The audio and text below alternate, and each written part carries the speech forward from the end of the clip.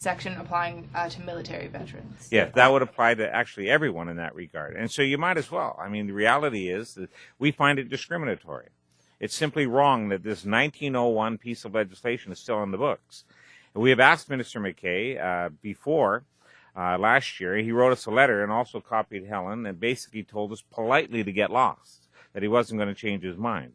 Well, our job was to change his mind and also change that mind of the government as well. We know also that Werner Schmidt, a former member of Parliament from the Conservative Party, introduced legislation himself on this many years ago. And all I did was copy it when he retired. And we've run with it ever since. And we know that there's support within the Conservative backbench. We know there's support of the Liberal and Bloc Party as well. The NDP is fully supportive of it. In fact, this bill,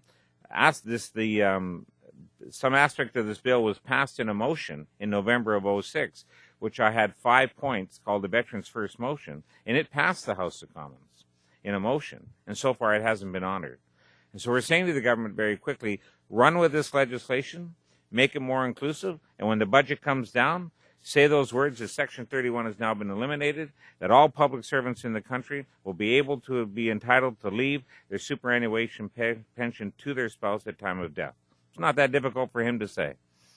And what kind of pension is it? Is it It's a superannuation pension. How much is it, and is it? It all depends on the income of the person at that time. It depends on what level you worked at. If you were working, say, for example, for a Crown Corporation, or you're working in the Tax Bureau, or you're working in the military, the RCMP, whether you're a director or whether you're a CR4, and those kinds of ranks that they have within the public service, it all depends on your level of income that you made during your years of service.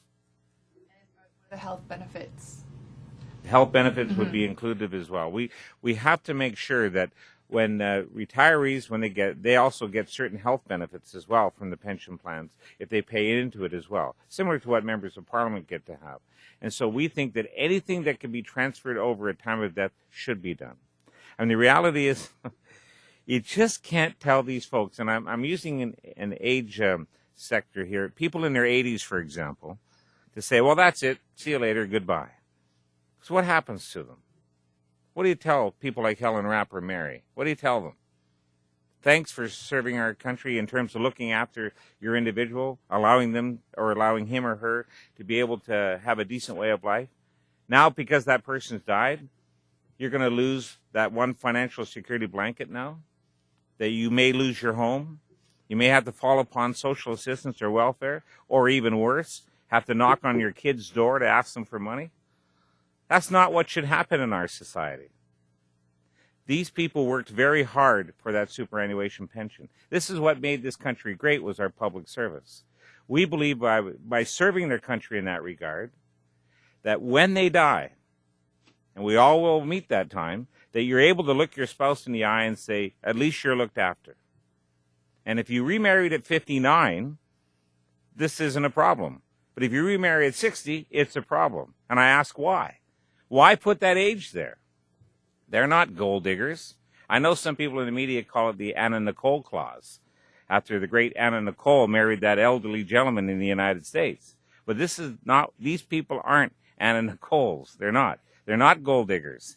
These are respectable people of our society, and they deserve to be treated fairly at the time of death of their spouse. It's tough enough when your loved one dies from you. And if you remarry and can find love again, and be able to look after each other, and then you pass on, which you would like to be able to know that your spouse at time of your death can be looked after financially, so that there's no worries in that regard.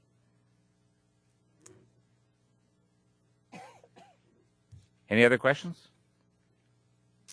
Thank you so much. Appreciate all of you coming, and on behalf of all of us, we give our condolences to the 5 people who recently passed away in Afghanistan, and the one before that, the 6. Our condolences to all of their families and their friends, and to the government of Canada as well. God bless. Thank you. Very good. Very well done. Off we go.